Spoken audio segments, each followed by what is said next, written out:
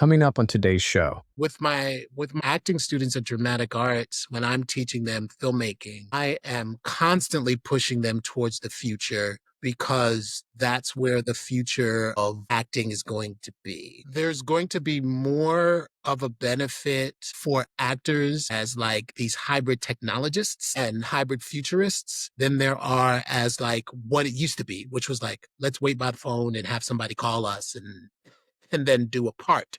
Like that's not going to be the case very, very soon, right? And it's kind of starting now. What are the foundational building blocks of designing a dramatic narrative? Because that you can take into the future. The building blocks for drama in order to affect human beings has not changed. What has changed was how we consume that drama. Hey everyone, welcome back to Think Forward. I've got something really special for you today. You know, one of the things I love most about the Futurist community is how we all come to this work from different paths. Some of us are strategists, some of us are technologists, and some are designers. But every once in a while, you meet someone whose journey is so unique, so groundbreaking, that it completely shifts how you think about the future. My guest today is Ahmed Best. Now, you might know Ahmed as the pioneering performer behind Jar Jar Binks in Star Wars. And yes, we definitely talk about that groundbreaking work in performance capture technology. But what you might not know is Ahmed is also a brilliant futurist, an Afrofuturist. He's an educator at the USC Film School and a co-creator of an incredible game called Afrohythms. Ahmed and I met many years ago, and we have a strong friendship as fellow futurists. What strikes me about his work is how he brings this incredible combination of performance, technology, and cultural innovation to futurist thinking. He's not just imagining the future, he's literally performing it into existence. In our conversation, we dive deep into how artists approach technology different than Silicon Valley, why emotional intelligence is crucial for futurist work, and how his experience growing up in the Bronx during the birth of hip-hop shaped his vision of what's possible. This is a conversation about creativity. It's about breaking boundaries and about why the future needs more play and fewer safe futures. Welcome to Afrohythms, Storytelling, and Breaking Through with Ahmed Best. All right, Ahmed, welcome to the show. Yeah. Thank you for having me. It's about time. It's about time. We've been circling for a long time, trying to get some time on the books, but Yeah, man. It's so good to have you. You know, you've had this amazing journey, through performance, filmmaking, futures thinking. Let's talk about, kind of your path, because you've had some real groundbreaking things in your life that you've experienced, but you've come into futures, being a futurist, as everyone does, kind of accidentally. So what's your journey? What's been your background? yeah, the more I reflect on it, the more I realize that I was kind of always destined to be in this world. Growing up where I grew up, I grew up in the South Bronx in New York City in the 70s, 80s. Um, I was huge into comic books and I was huge into computers, right? So the Commodore PET was the first computer that I played with in a Remember science that? class. Yep. My science teacher, Mr. Goldberg, brought in this computer that none of us inner city kids ever saw before, and he blew our mind. And I wrote a program. My very first program was in BASIC, the language BASIC. Yes, And it was 10 start, 20 Yep. go to 10. go to 10. Totally. Yeah. That was it. And I wrote like a simple string program that was just like my name across the screen infinitely. And I was hooked. I was really hooked into what technologically the future could be. But even before that, I was just a huge science fiction fan. My mother was a huge Star Trek fan. So I would watch Star Trek all the time, like the OG series. Yeah. It was Great. Star Trek, comic books, and hip hop. So growing up in the South Bronx, hip hop music started on my block. At the time, we didn't realize that this was going to be a phenomenon that was going to change the world, right? We just liked the music. And, being a little kid, across the street from my building was this empty lot where, it was my elementary school. And then there was this empty lot where we would like play sports and there was like basketball hoops there. But every summer, DJs would set up turntables in that park. And people from all over the neighborhood would come in and it would be parties all night long until the break of dawn, right? Literally to the break of dawn. My parents hated it. You know what I'm saying? Like my father was just like, I got to go to work. But, you know, I would be hanging out at the window watching this party all night long. So I didn't really know who was there until I got a little bit older. But what I learned was like all the DJs that started hip hop music were in that park. Kool Herc, who was pretty much the inventor of hip hop, Grandmaster Flash, Melly Mel, the rapper, all of these guys from the South Bronx who invented hip hop were in that park in the summertime in the South Bronx in New York City. Grandmaster Flash specifically was big influence in hip hop music because he created the crossfader, right? Yeah. For the DJ crossfader. Yep. He was an electrician. And before Grandmaster Flash, it'd be like 5 turntables, 5 amplifiers, right? But Grandmaster Flash created the switch that went from one set to another set. So all now you need is 2, and the party can go all night long. And no volume knob. Keep the volume the same, right? Did he ever patent that? No. That? And No. it's the most heartbreaking story in hip hop music because he wanted to be a DJ, and making money as a DJ meant spinning records all night long. He didn't realize that this invention that he created was the invention that allowed hip hop to travel. And he never patented the idea, which is just heartbreaking. Heartbreaking because we owe a lot, like EDM music, we owe techno, we owe drum and bass, all kind of DJ driven music we owe to Grandmaster Flash, right? And then companies, of course, millions off of the mixer, which is now standard for every DJ, right? But growing up in New York at that time, it was such a pivotal time and such a time of innovation. And I was always like, I loved it. I loved the innovation. I love being on the cutting edge. I love seeing what's next. New York has kind of this reputation about knowing what's coming before it actually happens. And it was kind of Silicon Valley before Silicon Valley because of Bell Labs in the 60s. Yeah. So Absolutely.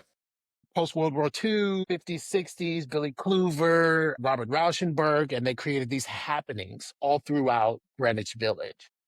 Kind of art and science innovation started in New York City, and it really permeated through the entire city. My grandmother used to live in Flushing, Queens, and Flushing was the site of the World's Fair. And all of the artifacts from the World's Fair are still there. This is I remember this is the Men in Black saucers. Exactly. Yeah. For those of you see, yeah, that's Flushing. Yep. I grew up with those, right? So the flying saucers from Men in Black and Flushing, Grandmaster Flash, Star Trek, science fiction, all of that stuff made me like really hunger for not only being a part of a future, but helping to craft a future. I didn't know you can do it as a job. Right. I didn't know it was a thing that people did. I only thought it was a thing that either people did speculatively in fiction or it was a thing that, you got around and you talked about. Right. I didn't realize it was a job until Phantom Menace. Like when I met George Lucas, George Lucas is probably one of the most influential futurists I've ever met and or known. Even though he doesn't necessarily call himself a futurist, but we owe a lot of not only ideas of the future, but inventions of the future to him pushing the envelope of what could be done in his art form. In order for him to make things, he had to invent the things that could make those things possible. And, George and I used to talk a lot during the shooting. And, there were times where I would like drive to work with him. And we would always be talking about 20 years from now, 50 years from now, 100 years from now, right? So I would like come up with a question and he would answer my question. And he was like, 50 years from now, this is what it's going to be. 100 years from now is what it's going to be. 200 years from now. And like, that's how he would always talk. That's how he would always think. And so I kind of got addicted to that thinking, and being a part of the team with George, Lucasfilm, and ILM, like ILM, everybody thinks that, you know, Industrial Lights and Magic, they're just like, this is going to be this now. What is this going to look like in 50 years? It's literally magic at the end of the word. I mean, it's amazing. What did Arthur C. Clarke say? It was like, if you see something sufficiently farther in the future without the understanding of the technology, it'll look like magic, right? Yes, exactly. absolutely. And to kind of, as you kind of continue this journey, you're right. He is, we'll call him one of the stealthy futurists, because what he invented, what most people don't consider, especially the kids now, he created the concept of the used future. Because everything before that, Logan's Run, any movie you saw was all this beautiful, like an Apple store. It was like clean lines, not a speck of dirt, right? No imperfections. Whereas you watch a show like Andor now, and you just get this grittiness of it. His vision created that, because that universe has been around for so many years, and it's like so as you're doing this, I think about, you did stuff even before Lord of the Rings. You broke through in terms of performance capture. How has that influenced your kind of the way you look at technologies? How is that? Because that's an interesting aspect to Future's work and the way it's performative. Because a lot of, you're right, is fiction, or a lot of it is interpretation of things, but you're bringing something in a live format of the future, right? How has that impacted you? Yeah. So the thing that I really loved about performance capture was the fact that I was the ghost in the machine, right? So when you first do performance capture, and, they were writing the performance capture software as I was performing. So I think what a lot of people have to realize and understand, what we know as performance capture today didn't exist. That all of what we know as performance capture today was written with me as the physical code, right? Interesting. So all of the code that has been written to capture um, images and or people, I'm in there, right? Even though I didn't write the lines of code. The lines of code were written as an inspiration off of my performance. Because for them, this is the purest form of iteration, right? If you think about the way software is built, right? When it's you're constantly, I guess in a sense, breaking things, because you're all constantly improving things. I think about Cameron's work on Avatar. They invented new technologies for that, and they're building things as they're learning from the performances of, like, the different actors, and they're changing because something's not coming out. But it's not so much and I asked this question because it's about the emerging technology. I mean, how has that influenced your perspective as a futurist over these last 20 years, though? Because you're living in the emerging technology. It's like you're not like seeing it out there. Yeah, well, it's actually, it made me, I'm not really afraid of it, to be honest. Okay. It really made me embrace it a lot more than a lot of people who are skeptical, because I can see the benefit for humanity with it, right? And this is why the arts, I think, is so important to the future conversation, right? I think when artists embrace the future, we are building things for, you know, different reasons than a lot of the Silicon Valley folks are building things, right? We're not building it as a business, right? We're building it as an experience, and then it becomes a business, right? Yes. So it's mostly for the feeling of it. And, artists, we are a set of people who are constantly talking about our feelings. Like, we're professional feeling people. As an actor, I like to call myself an emotional athlete, right? Like, my job as an actor is I to love that. emote. right? When I'm asked, right? Just like, somebody says to Steph Curry, we need a three, he'll shoot the three. Somebody Right. says to me, I need you to cry on page 10, I'm crying on page 10, right? That's the training, right? That's what we're trained for as emotional athletes. We are trained to use our emotions to convey the truth of the moment, right?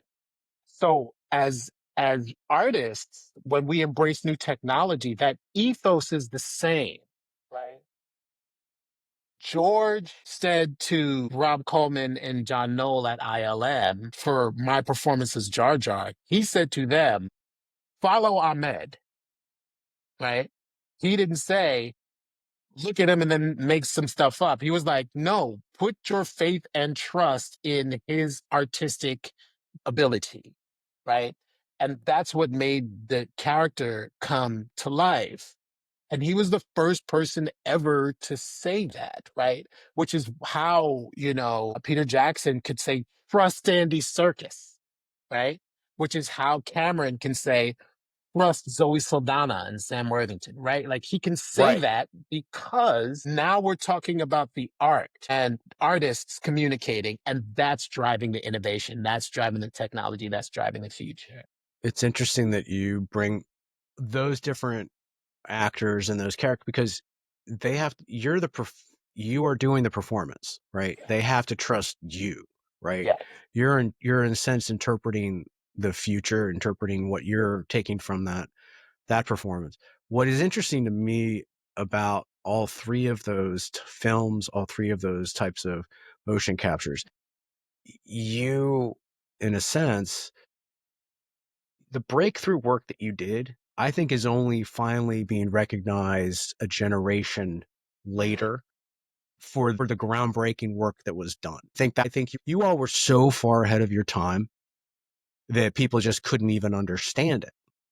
And I think that now also people that are older, like they grew up with it, they recognize that. And I think you mentioned Andy, like, he's someone I would love to have a conversation with about when he pulls emotion out of it, how does he find the character that's already existing? And I mean, those books have been around for decades, for a long time, right? So there's a lot of weight. Like you're creating Jar Jar as something who's original. He's never been seen before, right? Andy's got a different set of standard because he's got people's minds know what they think Gollum is. They have this mindset, right?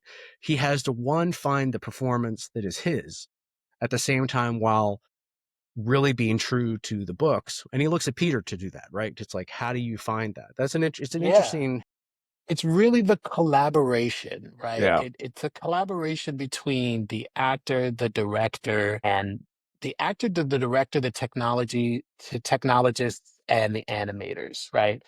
Really is this like symbiotic collaboration, right? Which is why I don't usually say that I was Jar Jar. I usually say we were Jar Jar because I love Jar Jar that. doesn't happen without Rob Coleman, John Knoll, George Lucas, me. Like, there's at least four people capturing the performance, right? And then there's an army of animators and visual effects people, right?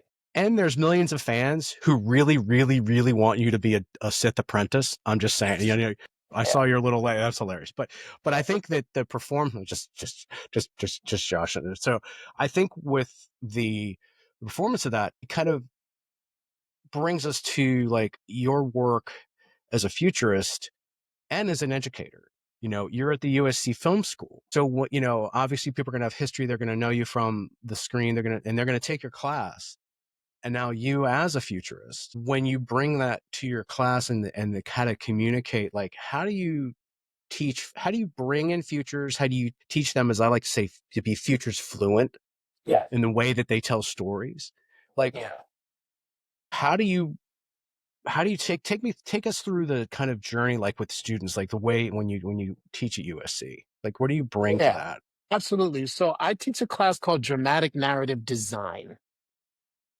And it's a class that I created. Dramatic narrative design is a term that I created because I realized that regardless of what position you play, when you're making a drama, you are a designer, right? You're either designing the performance as an actor, you're designing the set as a set designer, you're designing the lighting as either a cinematographer or a stage lighting person. So we're all in this on this design team together, right?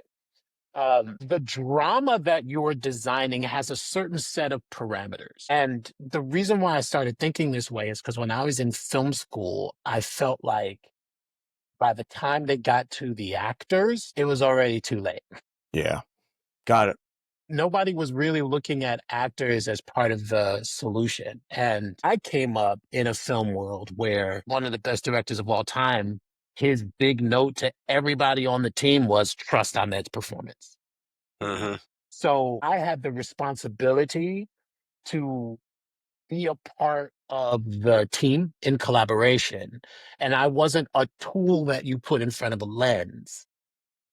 A lot of film schools, they teach that the actors are kind of just like this tool that you put in front of a lens, and you got to get the best looking one or the one with the most, Instagram followers, and you'll have a successful film, successful play.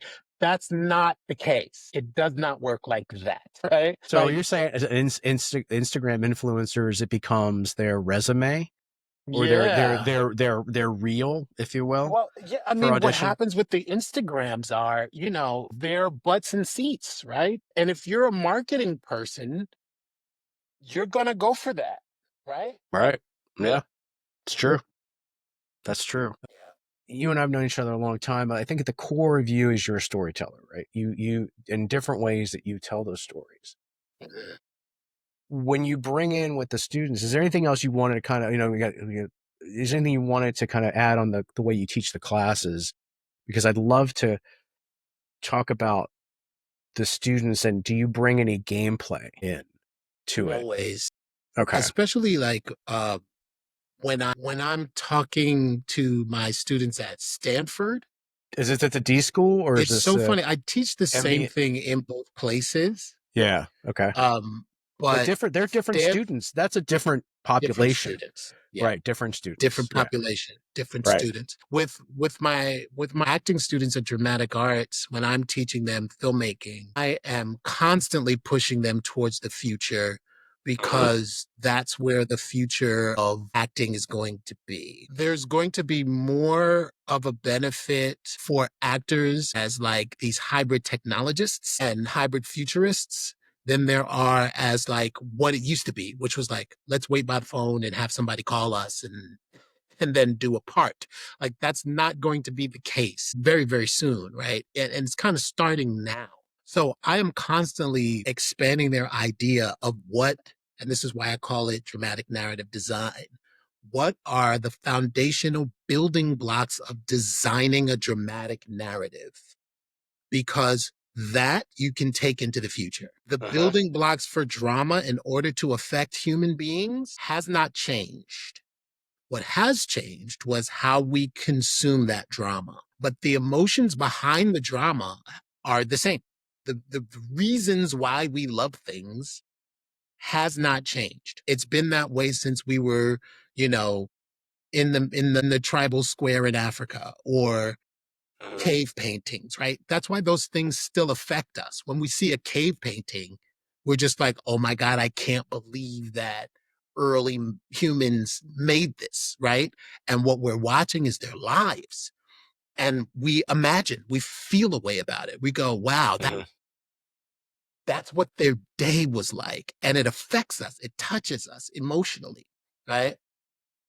That's the foundation that I'm building with my students. How to identify how to be emotionally affected and then turn that into story that can then live in the medium of either today or the future. We have a lot about the medium of the past, right? We get hyper fixated on the past mediums, right? Rather than realize that. And this is George Lucas. Like George Lucas had to say to ILM, no more miniatures, digital now, right? And they were scared. When did he do that? When did he do that? Was that 99? That was Attack of the Clones, 2000. Attack of the Clones. Attack of the Clones was the first digital major motion picture shot. And I remember when they wheeled the cameras in and they wheeled the monitors in. And I remember the first AD saying, check the gate. Oh, wait a minute. There is no gate, right? Because there's no film stock. Right. Everything is digital. So I watched everything change in real time, and I watched everybody have a hard time with it. Right? I can imagine the growth. That is a systemic. That's systemic. Yes. But the technology didn't do anything to the storytelling. And I think in general, this is what technology does. We advance technology to get the creativity out. One of the reasons why I think artificial intelligence and LLMs are doing so well now is because it takes away part of the production process that was very expensive, right? And now you have a digital assistant that could help you get the creativity out, right? Mhm. Sooner, more efficiently, and you don't have to deal with the friction and the stress of trying to find the right person, hiring that person, getting the budget for that person not working out, firing that person, finding another person. You know what I'm saying? Like Oh yeah. these things take time. So embracing the technologies in order to help you get more creativity out, help you get more stories out, help you feel more drama is how I push my students. So with students, and just teaching those two schools, you also co-created Afrohythms. Yeah, with Dr. Lonnie Brooks. Right. So Lonnie, I know you presented this at the Dubai Future Forum this past year. So if anyone listening had attended that, love to hear from you because I heard it was amazing. Can you explain what that is and what are the desired outcomes with that game? Like what is it? What is it? Does it prompt? What's the structure? What's the construct? What does it prompt and what are the outcomes? Yes. So Afrofuturism usually is centered around art, either art ideas, art works, art narratives, right? So the centering of art being the inspiration for thought processes, technologies, algorithms is kind of the sweet spot of Afrofuturism. We draw a lot from futures thinking from either indigenous cultures or African cultures, hence the Afro because Africa is probably some of the oldest civilizations on the planet, right? And Absolutely. because of a lot of erasure, we don't know a lot about the technological advances that happened on the continent. But, you know, during the Islamic Golden Age, all of those things have carried over into today. And we don't really talk about where those things came from. Like we don't talk about people like Ibn al-Haytham, who was probably the first person to create the scientific method, right? And that contribution has been lost, which slows down our future advancement. If we get rid of all the politics and just focus on how these things shape the future, we would be so far ahead, right? So Afrofuturism and Afrorhythms comes from that ethos. We were like, let's take away the politics of this, right? Let's take away these supremacist ideas of this and let's imagine what it would be like if we had all of that information and created a universe and a world around that information that moves forward into the future, right? So that's what Afrorhythms does. Afrorhythms takes these ideas of what a Afrofuturist inspired universe would look like, right? And we use these cards we call tension cards. And the tension cards are what we may or may not have more or less of in the future, right? But the tension cards are usually subjective, right? So we'll have a tension card that would say Black superheroes and James Baldwin, right? And although you don't think of those things as future framing universal things, what we do is we talk. It's a very communicative game. It's about people, about community. So we talk and we define those terms like what is a James Baldwin future look like, right? 100%. What does that feel like? And depending on who's in the room, right? We come up with these ideas and we come up with these criteria. And then we place a planet in the middle of that universe and start building things on that planet. And it really is to like free your mind of where you are now. And I'm sure you've encountered this in your futures practice. Like it's really hard to get people to imagine the future. It is. There's actually a whole psychology of it that, I took in my master's program, I did a while time, we did the psychology of futures. And there are people who are actually afraid of thinking of the future. There are people who are fearful of it. I never thought of it in that way. It really kind of opened my mind because the work that I did at places like McKinsey is like, people are very short-term thinkers and they don't want to pay. They pay for that work, but the idea of them, because I'm not going to be here like, and I don't care about 5 or 10 years, like let the marketing people give me cool things to say for the keynote, right?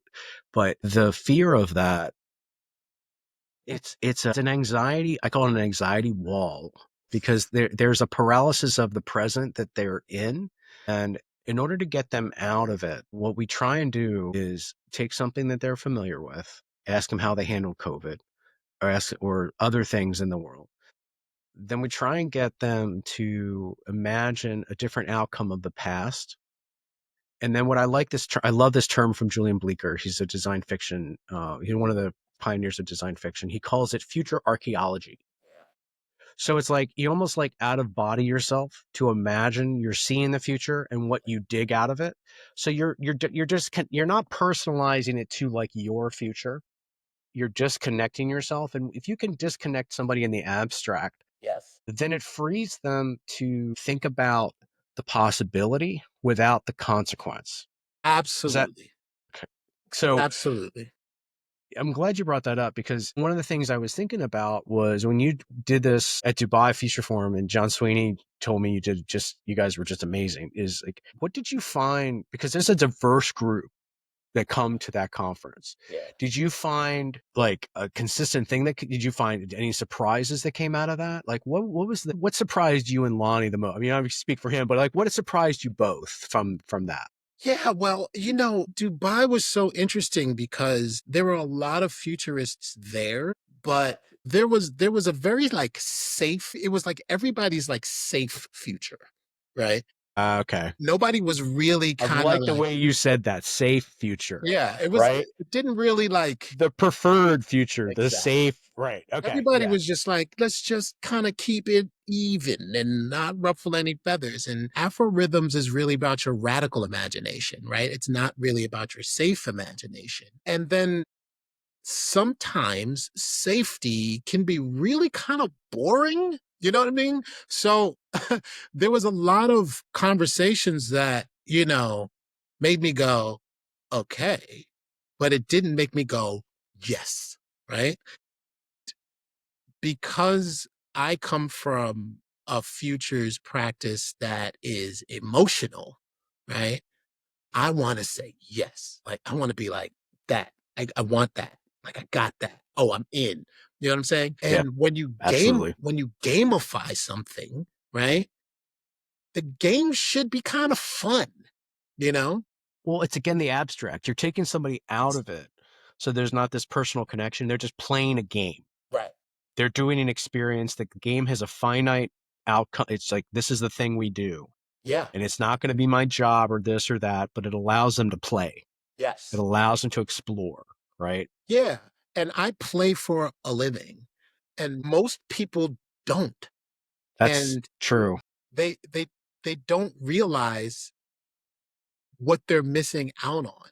So when I, do an Algorithms game, I want everybody to feel what it feels like to play for a living, right? Because it's extremely freeing, right? It gets you back into that kind of child mind where you can just be like, you know, come up with things like Sharknado. You know what I'm saying? Like it makes Of all the things you picked out of the universe.